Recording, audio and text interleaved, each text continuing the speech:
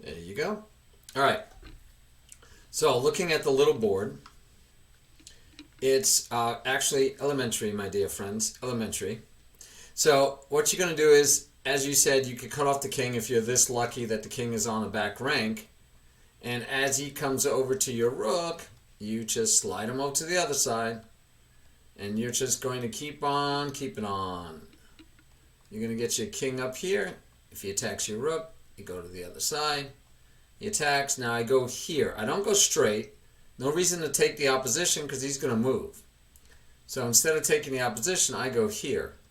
If he goes into the opposition, it is checkmate immediately. So now his only move is here.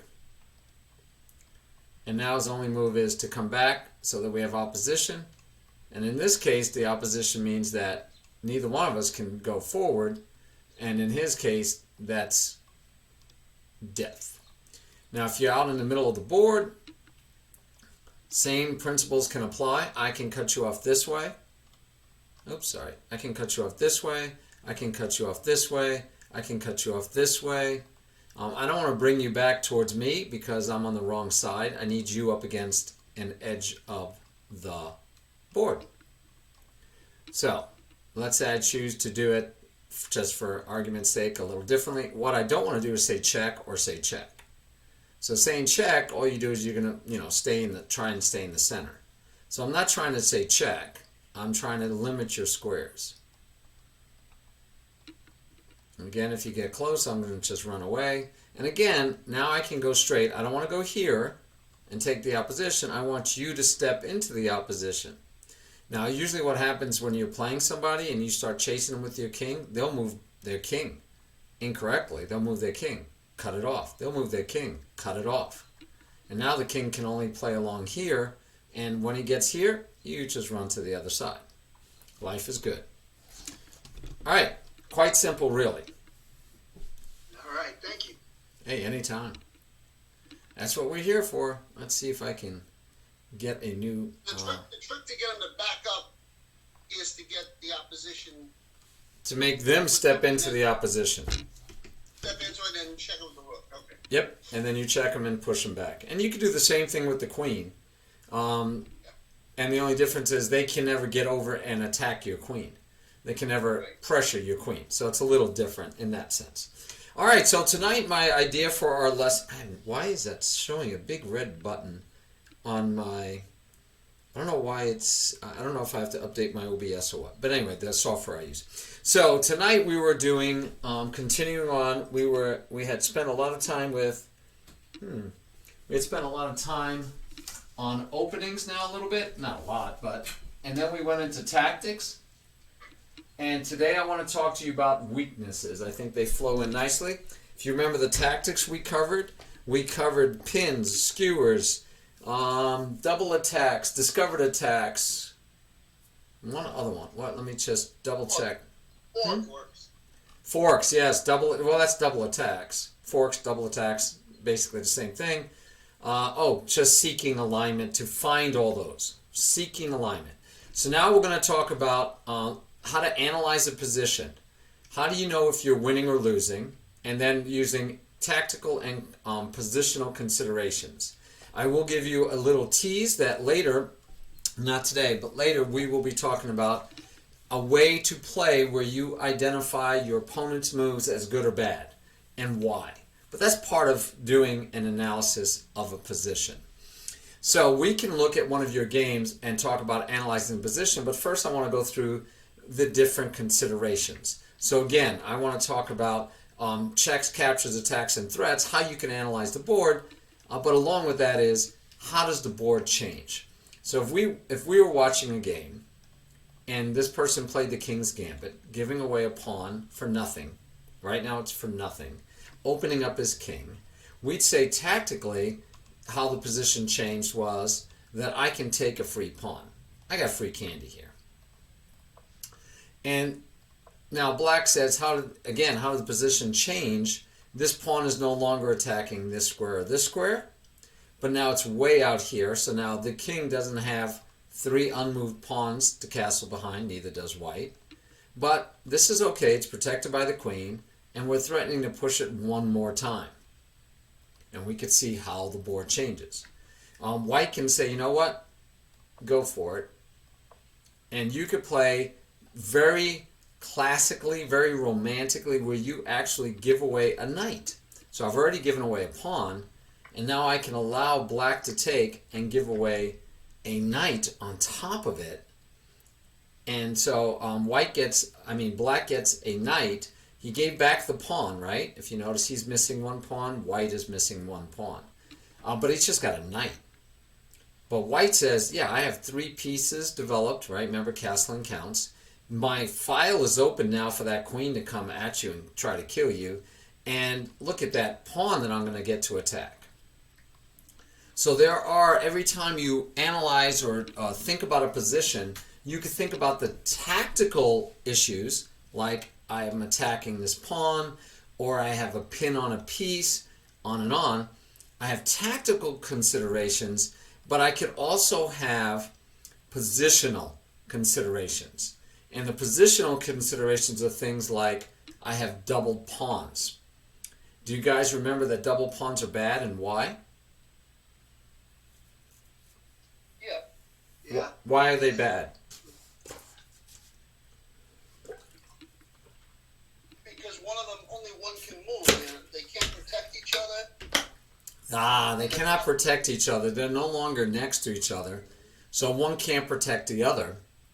And as in this case, happens a lot, you get isolated double pawns, which means there are no pawns that can protect either one. By the way, isolated pawns on their own are weakness. This is an isolated pawn.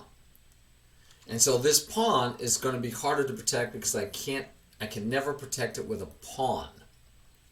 So there's a thing we call pawn islands, and that's if these pawns can be attached. And so these are attached. Even if this pawn is way up here, it's still part of this pawn island. So we have one pawn island of 4.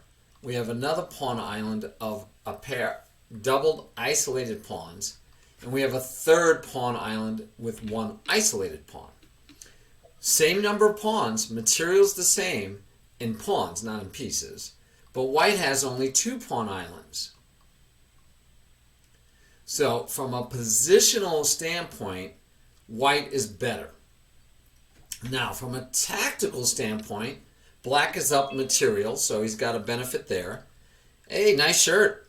And he's threatening things like check and winning another piece. Because no matter what white does to get out of this check, he could put something in between, or he can run away. He's going to lose this bishop. That's called a double attack or a fork, right? That's what we just covered the other day. So tactical considerations are alignment considerations. Tactical considerations are tactics. Pins, skewers, double attacks, discovered attacks. Alright, make sense? Now, black can take the pawn because the rook can't go here, skewering the queen to the king, because there's nothing protecting the rook. And we're just showing you an example how the game could go. But white already gave away a bishop, right?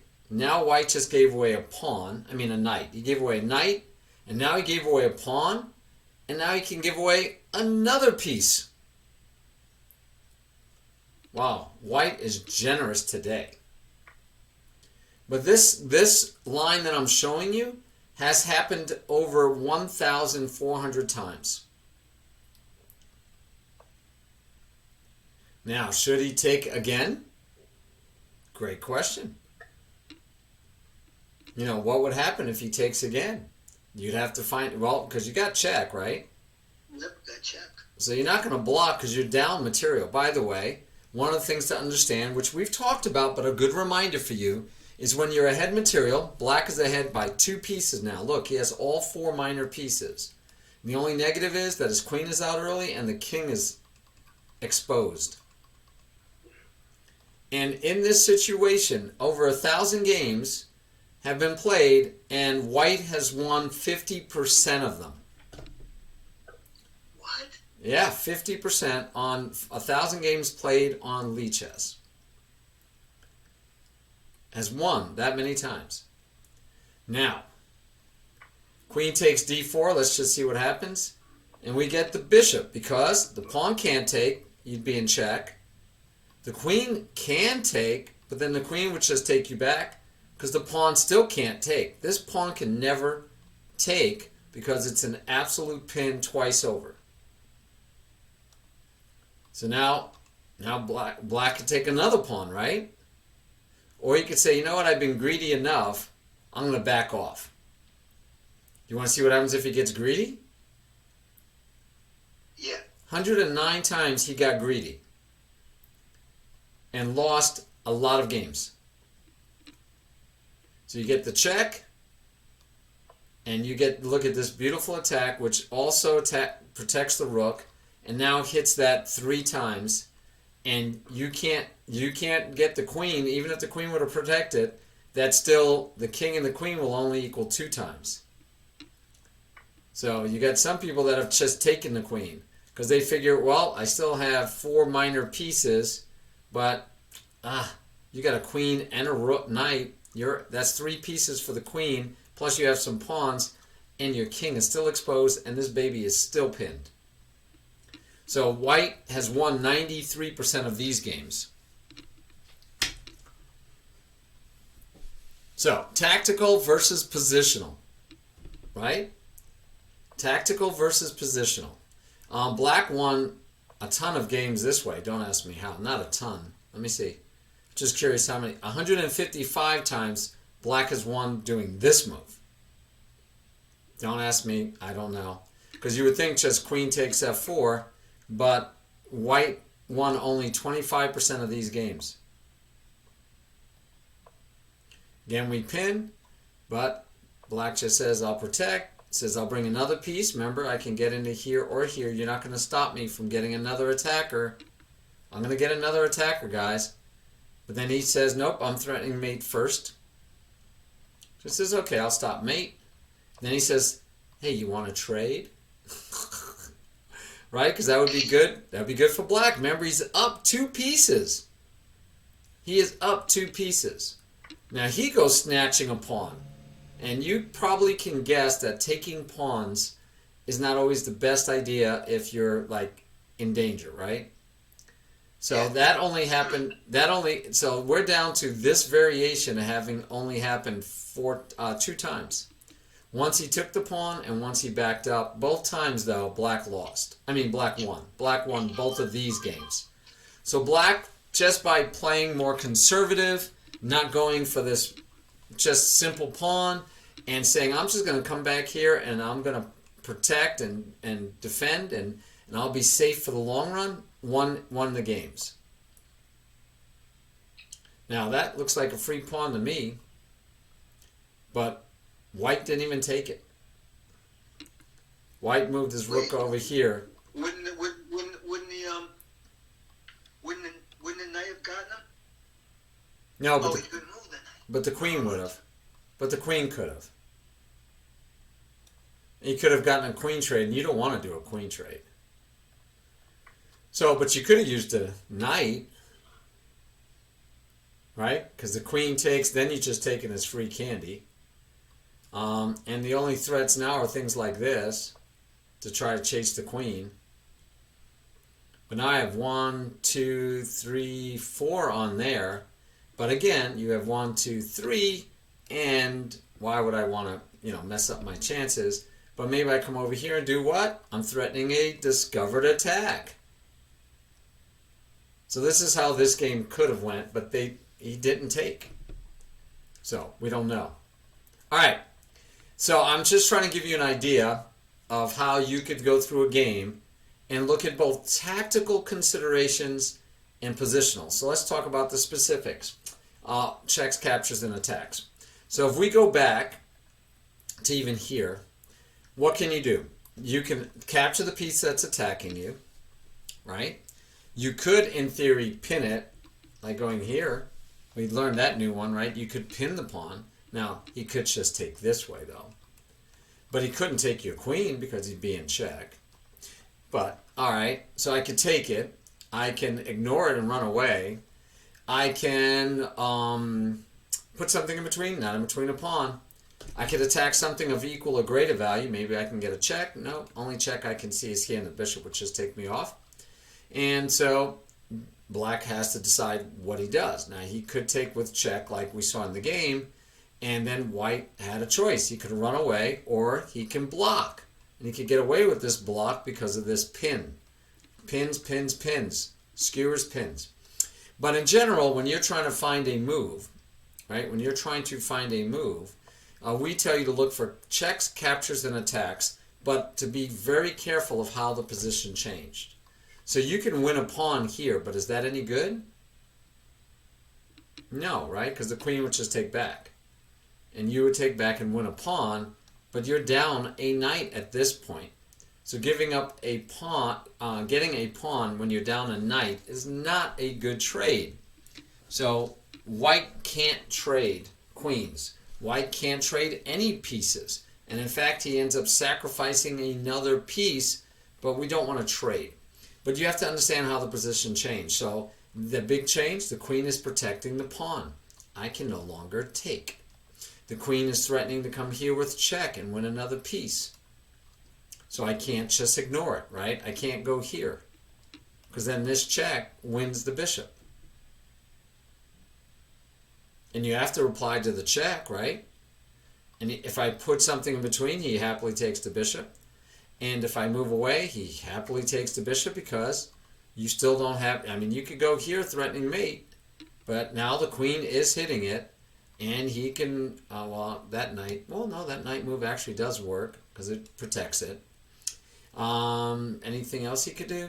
He could just bring the queen back, but he doesn't have to do anything yet because his queen already is protecting it. He might want to do this and keep the knight out of these squares. By the way, the knight coming here blocking the queen from protecting could be annoying for black. Really bad for black. So again, he might decide to come back. Things to think about, right? All right. So we look for checks, captures, and attacks. Checks, just what they sound like. We threw a check in. Captures, can I take anything? Attacks, can I attack something? Can I threaten something? I'm threatening the pawn. Is that viable? Is that useful? Can I get away with that? So here's another example of an attack. I'm protecting. I can attack the queen. It's protected by the knight, so the queen just can't take. Can't take here because I'll just take back. Can't put the knight here because I'll just take your queen. So, at this stage, black had options. Black could try to write this pawn as attack twice. It's protected twice. So he can ignore it. He can try to defend it again. He can use the knight to defend it. He can attack something of equal or greater value, right? And the queen is of greater value. And forgetting the fact that you're saying, well, it's not really, it's not a threat yet. Just look for checks, captures, and attacks. And there's no checks, no way to check the king. There's no captures to be made. Nope, I'll just lose it. Nope, I'll just lose it. Nope, I'll just lose it. And nope. Although that one looked close. What? Oh, go away. Okay, and nope, because I would just lose it. So there's no captures, right, back here. There's no captures at this point that make sense. So I look for checks. I look for captures. Now I look for attacks. I can attack the queen this way.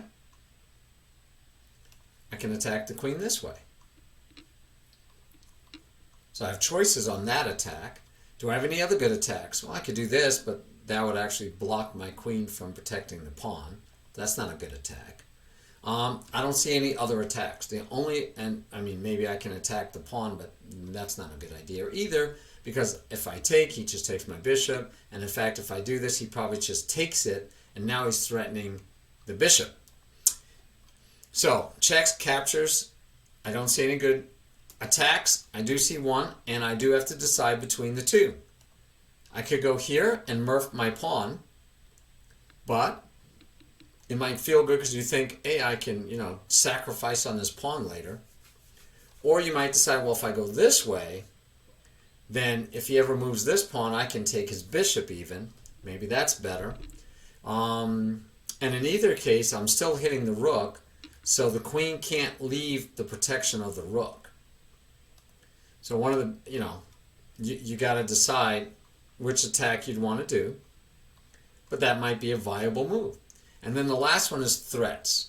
Can I set up a threat, right? Can I find a way that the next move is when I'm going to hurt him?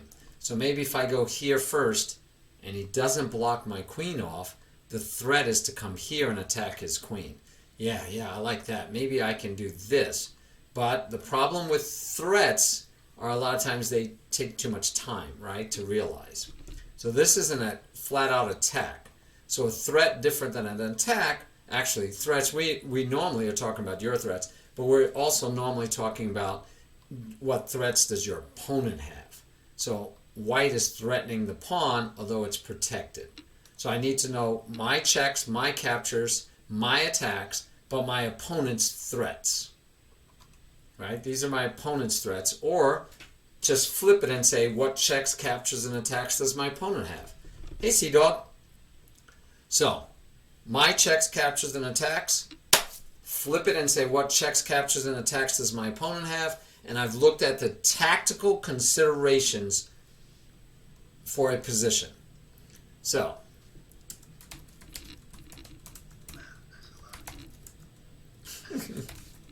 that's a lot, he says. So, Marty, yes? question or maybe a suggestion. So that exercise you just went through took a little bit of time. Obviously, you were walking us through it, and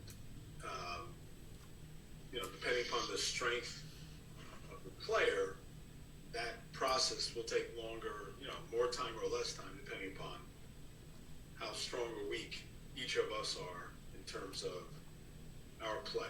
I would agree that it is a reflection of your strength, but that strength is a reflection of your experience.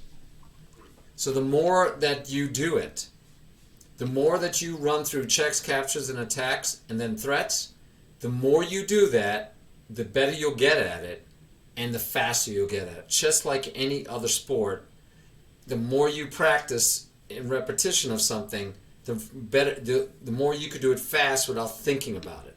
It's just, you can get to be natural. But keep going with your thought. No, and you've gotten right to what my point was, which was that we need to, the beginner player needs to do that religiously. And consciously, yes. Yes, and it needs to be part of our regular routine whenever we play, despite. Uh-oh.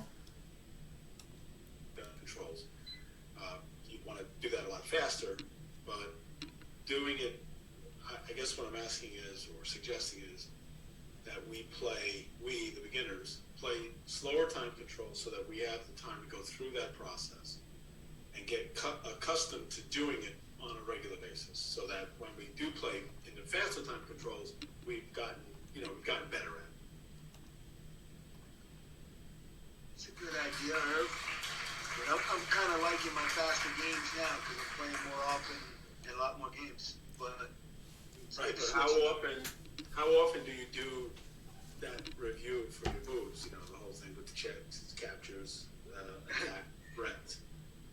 I think I do it subconsciously, but never spelled out the way your brother did. And I'll bet, Keith, that you might do one. Maybe you look for checks. Maybe you look for captures, and sometimes maybe you look for attacks. I doubt you spend as much time looking for your opponent's checks, captures, and attacks. I just know that playing fast, I don't do it. And I'm a little bit stronger than you right now, and I'd say that when I play fast time controls, I don't do it. It's hard to do it. But the more you practice it, which you do need to do slower time controls to practice it, but by the way, that's fine. You can also do it every time you open up any puzzle. Look for checks, captures, and attacks, and look for your opponent's check, captures, and attacks. Any puzzle you should do that with. But, so what Irving is saying is correct. You should take your time, play a slower game, go through this litany, and then definitely go and play faster time controls, have fun, play more games that way, right? Have fun. But when you're doing those, see how many that you're actually doing subconsciously. But I agree with you. Eventually, it does become a non-conscious effort. But when you are a beginner, you need to make the conscious effort to go through those. So even Irving, Lemurf, you, Keith, you all need to consciously slow down and say, checks, captures, attacks, and what are my opponent's checks, captures, and attacks. So to, me, let's go look at a game, right? Let's go look at somebody's game. So who wants to be our guinea pig today? How about we look at Chess Wizard's game? He's in the chat, but he's not in the class, and that way, we're using somebody's game that's not actually here right now. How's that? So he lost a game to a student that I think he's normally stronger than, let me see, but he's playing 2 minutes and 30 seconds. But that's okay. For the purpose of what we're doing, I think a 2 minute and 30 second game I'll live with. By the way, I do like to, because Chess Wizard noticed that some people haven't noticed yet, by the way, Chess Wizard. I will say that some people have not noticed, but some Chess Wizard did notice. So I will share with you guys just a quick flash of what my background is. All right, so back to work. So let's look at a Chess Wizard game, and let's see if we can go through checks, captures, and attacks quickly. All right? So obviously, first move of the game, we're not going to worry about anything. We're not even going to think about it, which is right. We're just going through moves right now. We're not worried. We don't care, right? We're not worried about checks, captures, and attack on the first move. Yes, sir. And so far again. But I will check and make sure I don't have a capture. And I can see quickly. I don't have to spend any amount of time really to say I have no checks. He has no checks. I have no checks. No captures for either one of us. Attacks, I could attack the pawn. But we'll see what he does. And I could threaten, or he can have checks, captures. Nope, he could have threats. Pretty obvious. I am threatening a pawn, and I'm doing what I'm supposed to do in the opening, which is develop, develop, develop. Remember, these ideas of analyzing a position is on top of doing the principles that we know we're supposed to do, which is in the opening is develop, develop, develop, king safety, control the center. So we're combining thoughts at the same time. So this does not protect the pawn, but it attacks the pawn instead. So he did an attack of equal or greater value instead of protecting, moving, taking the piece, right? All those choices. So it's going to be an interesting situation. So what I have a capture, he has a capture. If I look at his threats and mine also, I have a capture. And do I have anything else? I don't have any checks. Okay, let's see what Chess Wizard did. He captures. He now doesn't capture, right? He could have captured, but instead he does what? He does an attack. And if we go further, we could say he's using the concept of alignment to try to win material. But at worst, even if white runs away, this should be an equal position, right? I can imagine white running away, black taking with either piece, and then just blocking, and you're still equal. All you did was trade off the e-pawn. And the queen is out early, and it is blocking the bishop, so there's negatives to be said. Negative for white was he moved the knight twice. So instead of letting it go back to an equal position, like we talked about, right? An equal position would be just to go back. If he takes with check, first of all, you can even take with the queen, because then he's pretty much compelled to take, and you're in an equal position. And in fact, white has two pieces developed, black has one, and you're going to just play on. And if I'm playing somebody appreciably weaker than me, especially by rating, let's see what the rating difference is. So Chess Wizard is 1738 and Fork is 1660. So they're kind of close. Hey, how's it going? So, this is playable for sure. And I would say playing against a weaker player, I'm just going to keep it equal for a while because they will know positional considerations later. I should win this game. I don't need to go all out with an attack. But our man Chess Wizard protected, right? That's one of the options. And he moved the center pawn, so this bishop is now free. So he's looking like he also might get quick development going. But Black says, good, get out of town. It doesn't look much different like what it looked like a second ago, except this pawn will have been moved and this pawn will have been moved. So Chess Wizard has to go back. He could have went here, he could have went here, he could have went other places, but this is great, best square for him. He takes with the knight. And we know by taking with the knight that he is setting up a discovered attack.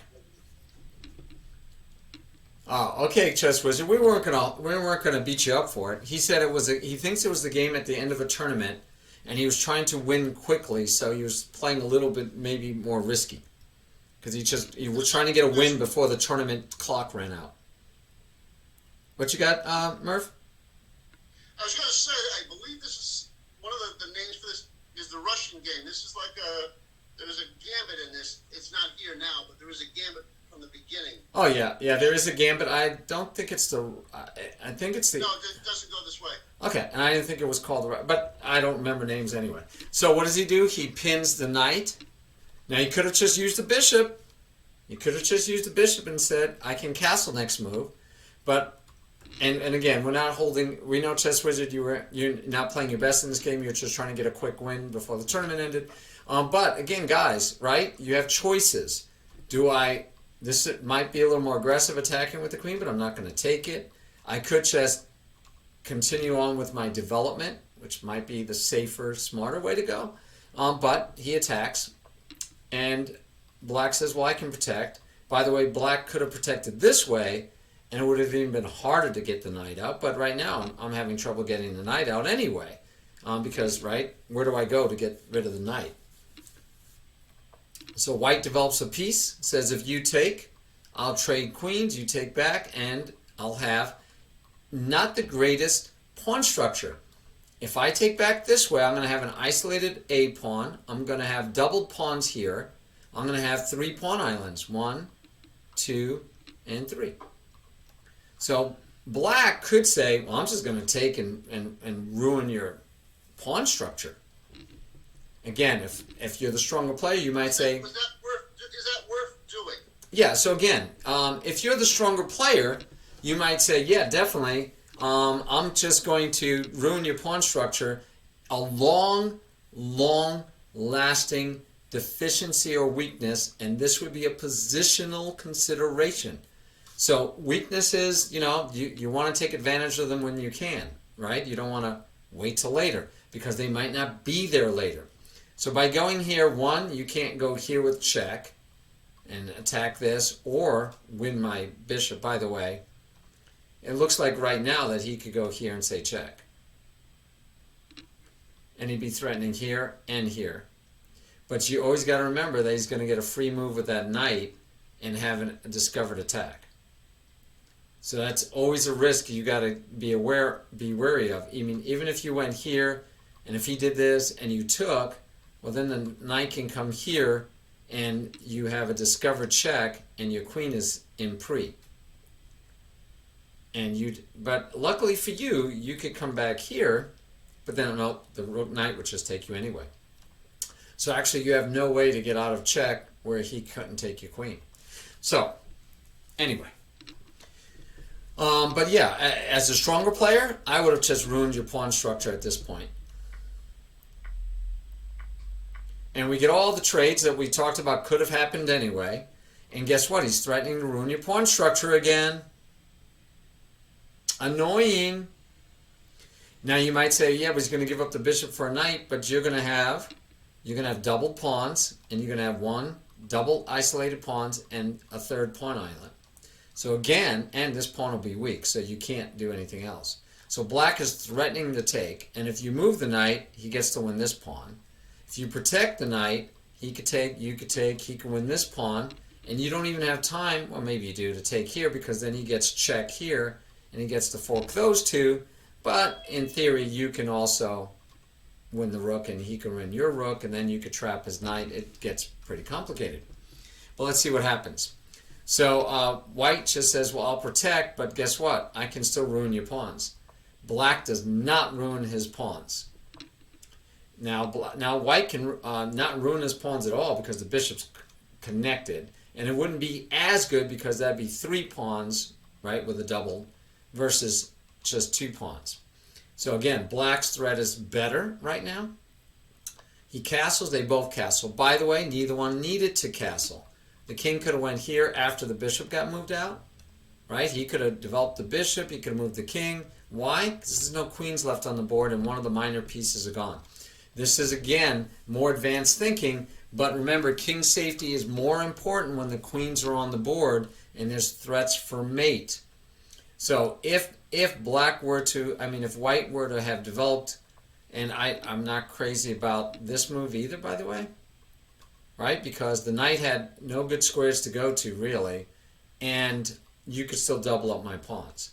So I would have preferred this, and let's say he castled, and then I'd probably like this, and then let's say he moves something over here, and then I just move my king up towards the center of the board, because we're going to get to the end game sooner than not. And I want my king in the center when we get there. So I'm liking this situation for me as white. All right. But we get a protection of the pawn, and we both castle. And again, you take, and the king is open, but there's no queen and stuff to really make it bad that you open up my king. But the weakness is the double pawns for the end. It's not so much the fact that you have an open file towards my king. The problem is that you have double pawns. All right, so he takes back with the bishop not to ruin his pawns, right? That was a good move. And we attack a bishop that's not protected. And we take the knight. So better would have been to just move here, protecting the square, protecting the square, protecting the square, and I can still either take the knight or the knight has to run away. But by taking the knight first, I'm almost going to bet that Chess Wizard did not. Okay, I would have bet that he would have taken the bishop, attacking the pawn, and attacking it. Do you see the difference? He just took a knight, right? And now you have a choice which one to take. If you take this way, you double your pawns. We just said that was bad. If you take this way, you attack the pawn, and you're still attacking the bishop. He can't put a rook here because you just take it, and then when you trade, then you still win a bishop. So the bishop has to leave. Do you guys agree?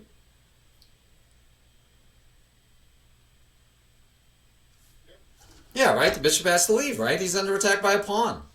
But I have I have the classic, not the classic, it's not a fork, it's a double attack. I'm attacking 2 things at once.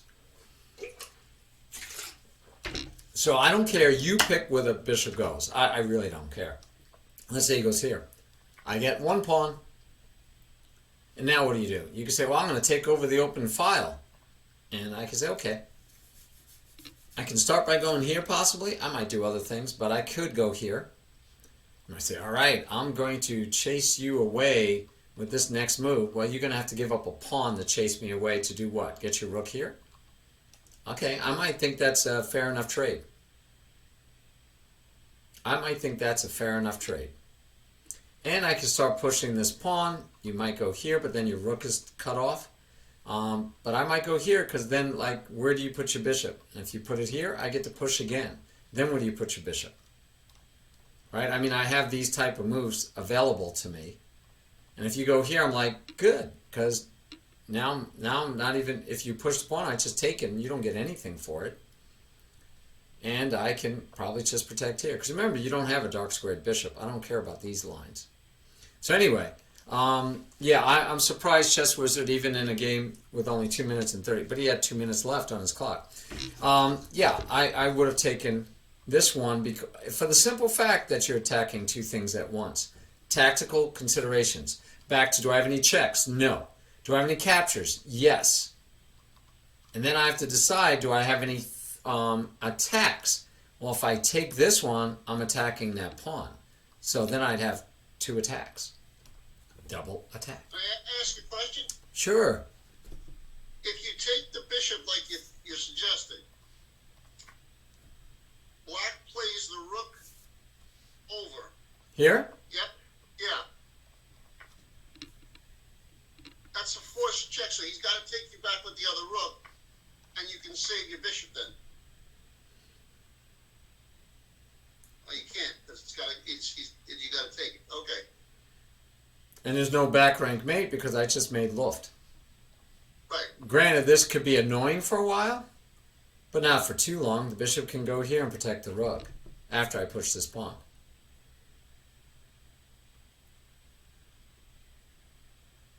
So I should be able to get that bishop back in the game. Would you, as white, would you have taken the trade or would you have taken the pawn? Would I have taken the trade or taken the pawn? What trade? Right here. Oh, no. You can't take here. That's checkmate. Fine. Okay. And that's where you have to be aware, right? So again, as a beginner, you might think, oh yeah, I did this so I can attack the pawn and the bishop, so now I'll take the pawn. You can't allow back rank mate. Right. And the way that you should know that is, I've warned you guys, and I know you guys don't always listen to me, but I've warned you that anytime you take either rook off of the back rank, you immediately need to look for getting Luft for your king if these pawns have not moved. And even if it's moved, even if this pawn is moved, you have to be careful because you still have back rank mate if the bishop is hitting those squares. So yeah, at this point you can't take here. You could take here, but then you'd be down the exchange. So the simple answer though is like you could go here as an example if you're not sure what to do, because that would protect it multiple times. But here you just win a piece.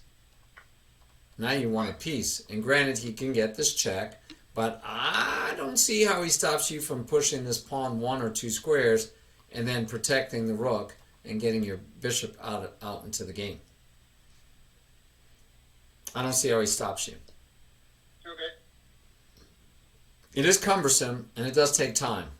So I mean, if you do something like that though, we're out. I'll give you that pawn because I still have a whole bishop. And now you'll have a pawn for my bishop. I'm like, yeah, go ahead, have a pawn. Have a pawn. At our level, it's probably better to keep things simple. Because what I was thinking was, there were so many choices there, I didn't even see the mate in the back. Ah, yes. But we started to make things more complex than they needed to be. I don't know about needed to be. What's complex about saying I can get a double attack? Or I can just take it and ruin my pawns. Well, that's the simple version. Yes, It is. it is. Keep it simple. But now, so you do that one first because you go, well, that's got to be good. I got a double attack. And then he says here, and now you have to stop and think again. How did the position change? Well, his rook is on this file. If I move here, how would the position change? What is my opponent? So let's think of it this way. If I were to be contemplating this move, before I do that move, I have to look and say, did I have any checks? No. Did I have any captures? Yes. Yes. Right? I have 2 captures. Do I have any attacks? No. And what else was it? Oh, what threats do my opponent has? Now, by the way, I could have thought maybe I'll come here and protect the rook. Right? Bad idea in essence because I go here, he goes here. I still end up having to take. He takes back. He's still, now he's not threatening a back rank mate. But now I have to move my bishop, and he gets to move his bishop, and I didn't win the bishop. But regardless, back to it. Yeah, so here you have to say, yeah, I could take here. What you just did is what I was trying to say in overthinking things.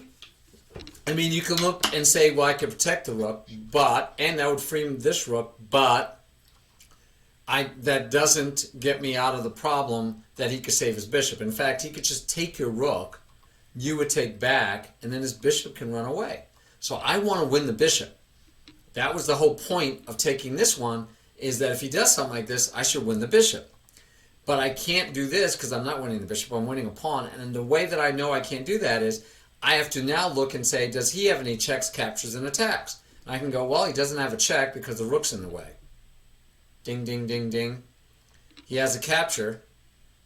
He has a capture, and he doesn't really have any other attacks. So if I move this rook, he no longer has the capture, but he now has a check. Unfortunately, it's worse. It's checkmate. So if all I do is say, does he have any checks? And I can go, nope, he doesn't have any checks because my rook is in the way. Before I move the rook, I have to decide, wait, will he have a check if I move? Because it's his move next. So his threat is checkmate if I move that rook out of the way. And even if I take, he's threatening checkmate again. But that's where you could say, well, I get out of the checkmate. But now my bishop can't move, and unfortunately he doesn't have any more pieces. If he could have put a bishop out here to attack my bishop, I would have probably taken, and then I would have lost my rook for the bishop. But he has no more pieces. So we're good. But yeah, that is, so Murph, you bring up a good point. Beginner, beginner, beginner. I would say, I still want you to take here because of the double attack, but, they probably would have fallen for this. They probably would have taken a pawn and gotten mated in the back rank. But the good thing for me is if you look at it and say, okay, I got mated in the back rank. Now, I remember Marty saying something about if I move the rook off the back rank, I should always make Luft. I see now why. And if you never have that happen again, it was a good loss. That was a valuable loss. Nice. I'll take it. All right, so let's see what happened in the game. He doubled up his pawns. And he said, well, you can't have my bishop for free, which is what I thought he should have done before taking here because you had black gave him the option, and I didn't think he should have. So he traded. Again, I don't like the trade. Why don't I like the trade? Somebody tell me why I don't like the trade. And by the way, these are things that I'm surprised to a degree that Chess Wizard had done because I think of Chess Wizard as being one of my stronger students. And I'm like, just by general principle, you should never have taken that. Why shouldn't you have taken that? You give the file up. Yep. And you know what? It's forced. So I have a couple of sayings that I use. One of them is, we're not good enough to make bad moves. The other one that I like to say is, don't help your opponent. And this forces his opponent to take the file. I mean, it's the only legal move. And he forced him to take the file. Why are we forcing our opponent to take the file? By the way, how Block the file with the bishop. Say again? You can block it with the bishop. Yeah, but he owns the file currently. We call it owning the file. So yeah, I mean, he could fight against it. He could keep the rook out, but why'd you entice him to come down there in the first place? Why did you help him do this when instead white could have moved the bishop here or here right away? And then if you take, I take back and I get the file. Okay, so Chess Wizard, since it's his game and he happens to be online with me, says, I was trying to trade off so I can beat them in a same color bishop endgame. I usually try to get as simplified as possible against weaker players. And Murph, you asked me about, would you do this or that? And I told you against weaker players, I do certain things. And against weaker players, I understand what Chess Wizard is saying. Just trade off everything and get down to a king and pawn endgame. That's what I figured he was doing. Yeah. But Chess Wizard, so I understand you, but this should be basic. Again, stronger or weaker players, this is basic. You don't give up the file for free. You go here and hope he takes, right? And then you go back. And if he doesn't take and he moves someplace else, then you take him. It's still, I understand that you want to simplify, but you want to do in a way that you will be winning when it gets done. So as you can see now, look at this difference from here. Right now we have double isolated pawns. We have 3 pawn islands. Remember? We talked about this. Here black has 1 pawn island and 2 pawn islands. right? They both have one pawn off the board, so they are totally equal. Same colored bishops, one rook left. Neither king is towards the center. In fact, white went over here for some odd reason, maybe because he was hoping to get a rook here and then do some shenanigans of trying to... But, yeah, I don't understand this. So this is even... He moved voluntarily further away from the center. In the endgame, the king needs to be towards the center. So, I think black is doing fine. Black should at least have a drawn... I mean, this should be a drawn game at worst, with black having the best opportunities to have more than a draw, right? Black should have the most winning chances. But, like Chesswood said, he thinks he can play in games better. And then we see that black weakens his pawns. This is called a backward pawn, because there's no pawns behind him to support him. So this pawn is now weak, right? And we don't take, although I'm not sure why we didn't take. Takes back, you take back with the bishop. The rook can come here, threatening here, but guess what? It's protected by the bishop.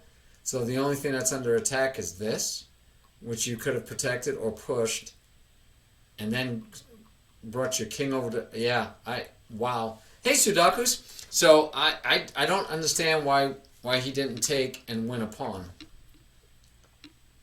Because this is like no real threat. Let's say we protect this way. And I don't even know what he wants to do next. I mean, if he does this, he just gives away a pawn. If he does this, you can wait, but the king gets to come up, and as soon as the king protects that pawn, he can't even worry you that... Yeah, Yeah, so I'm curious. But anyway, he didn't take, and instead he decided to get his king rook onto a central file, and he's hoping probably that black takes, and black does. How does white take back? He takes back with the bishop. So now you could get down to a rook endgame, right? With very, again, similar pawn island, but then this is the weaker one. And so what do you need to do? You need to get rid of the rooks, probably, if you're black. So he does take. Oh, and he doesn't take back with the pawn. Nice. So what do you end up with? An isolated pawn and 3 pawn islands versus 3 pawn islands and an isolated pawn and an isolated double pawn. Who's winning still? Black is still winning, guys. How does he win? Things like putting the rook here, so it protects and protects, and he has to get his king to the center. That's how he would win. Let's see if he knows what he's doing. He gave away a pawn. Why is this bad? Because now he's got 3 on 2. Right, but black gets to win a pawn. Isn't that good enough? No, Irv says no. Do you see it, Murph? Do you see why this was a really bad move by black? I understand why he did it, because he's trading too. He's got a bunch of pawns to take as well. But why is it really bad? Well, the king he's got to worry about a back rank mate. That's right. So this pawn is totally free. You can't take one of these pawns because then you get mated. Right. So you lose a whole tempo because you have to worry about mate. It looked like black could take either pawn. No, he can't take either pawn because he would give up a back rank mate. So now he has to deal with that. So now white has this move, or he could have given up both of these pawns with a move like that and said, okay, I got this one too. You can have that one, and now you can go someplace else. But now I have first of all, I have a pass pawn. I have a candidate for another pass pawn. And yes, you have the same situation here, right? See it? 1 versus 3. 1 versus 3. But look where my king is. It's stopping your advance. My rook is stopping your king from getting out. I'm just in a better position. But he just said, oh, and you can have that one? Why am I giving up that one? I don't know. I truly do not know. And so he goes after this one, which means I can take here and I'll protect it. So again, white's making bad moves in my mind. And so we're starting to push the double pawns, which means we know we're in trouble, right? I mean, if I'm pushing double pawns, I'm obviously not doing well. So this pawn can push, king can step up. Life should be good. Black should have an eat, but passed pawns want to be pushed. That's another adage we use. Passed pawns want to be pushed. Problem is now this one's under attack. Can you go here and protect it? Huh? I think so. Yeah, but if you go here and protect it, doesn't he just push the pawn? Yeah. Because you can't take, right? But then you push the black pawn. Yeah, you push the pawn again. Let's say white then says, okay, I push my pawn. My rook is still stopping that pawn eventually. So eventually you're going to have to move over. Maybe you lose this pawn or not. Well, let's see what happened. I pushes that pawn. He just gave this pawn away for free. So this is where chess was, we look at him and we say, hey, you were a genius. Look what you did. You got him to give away free candy. Do we take?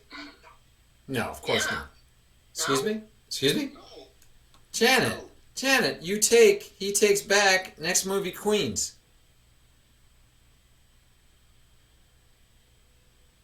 Right. Alright, if white takes, black takes back, next movie, Queens, you have no way to stop him. You just gave away your rook. Just traded it. No, you go after the pawn. So he pushes the pawn. Now he pushes his pawn. Each side tries to stop his pawn. So he just keeps pushing it. Because eventually the rook has to take it. Eventually the rook's got to take it. He can wait till he queens it, but he's going to take it eventually, in which case he loses this one. So now what are we down to? Still a draw, right? The king's already over here, 3 pawns against 3 pawns. And while these are weak, if the king and the rook are over here to protect, we should be able to draw that game. So again, and now we got rid of our double pawns, and we have ours are not connected, his are connected. So black's a little bit better, but right now, white can go after him, and black has to protect that way, because I don't know how else he can't protect this way. Or he can come this way, and then black can protect here or here. White can also go after this pawn, which may be better. Maybe the better pawn to go after. If he pushes it, you push on him, right? You can say, okay, let's go. Because he can't take, because he'd be in check.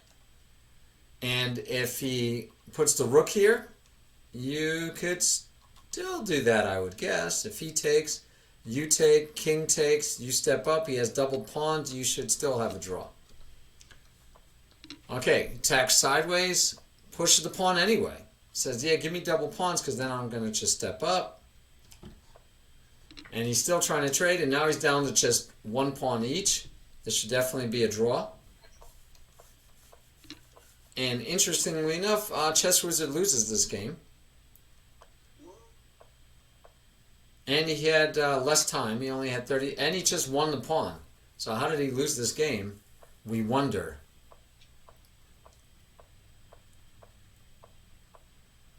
Hey, it's back to Rook King. To push the pawn. He does, but somehow, he just dropped the pawn. So now this should definitely be a draw, right? This should definitely be a draw, except I'm betting Chess Wizard he ran out of time. I think he lost this game on time. Yep, he lost on time. All right, interesting game though. We saw many times when you had to look for checks, captures, and attacks, and now, it was a 2-minute and 30-second game. You missed a winning move and it went back to draw. Oh, okay. Oh, was it a draw in the end? It might have been a draw. Maybe I missed it. No, white timeout. Okay. So, we need to look for checks, captures, and attacks, and checks, captures, and attacks that our opponents had. Right? That was part of what we needed to look for to make sure we were doing what we're supposed to be doing. Does that make sense? All right. So so I heard that you guys think, I do. Oh, well, Keith said he does it unconsciously. Keith. I'm here. I mean, we can. The beauty of this is we can go look at one of your games and see if you speak the truth. I'll just look at your last game, but I can look at a 1 game too. It shouldn't matter. Let's see if you were doing. Usually, I'll tell you what happens. Usually, when I play, I get on a roll. When I lose, that's usually I usually go out on a loss. I cut my losses. Let's see what I did. What color am I? You're black. I never move my queen like that. Oh yeah, you did. You totally did. Yeah, I sure did. All right, so you found a check, right? And your opponent could have taken, but it would have been a trade with the knight. So instead, your opponent said, nah, I'll block your bishop. And did you now look for checks, captures, and attacks unconsciously? Because you would have noticed a threat, right? Yeah. I mean, this is a flat-out check capture. Nope, it's not a check, but it's definitely a capture. White is threatening to capture your knight. I mean, your bishop. With a pawn. So you wouldn't have missed that if you did this subconsciously. So you must have given that away on purpose. I think this is a bad game. Yeah, it's a bad game. So look for white. Look for white right now. Show me another check, capture, or an attack. Just check for checks, captures, and attacks. White can fork me Where, here? with the knight. Yeah. But then can't you take it back? Yeah, that's true. Keep going. Don't quit. Keep going. But the point is, he should look for it because it's a check, right? Yeah. He should spot this and this. These are checks. If you go here, check, he could take back, he could take back. If you go here, check, he could take. But because it's a check, he has to respond. Do you agree? Yeah, always has to respond to a check. All right. So if I throw in a check, Murph, deeper thinking, do I have any other things lurking as white?